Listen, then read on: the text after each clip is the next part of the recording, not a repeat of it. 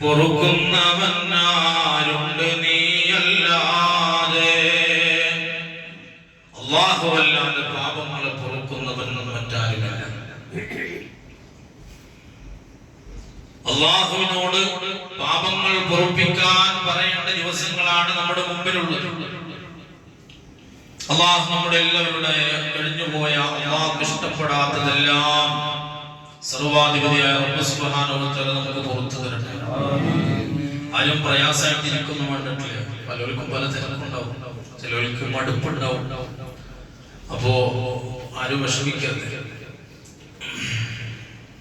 വിശുദ്ധമായ മാസത്തിന്റെ പ്രത്യേകത തഖ്വയുള്ളവർ ഉപയോഗപ്പെടുത്തുന്ന മാസമാണ് റമദാൻ.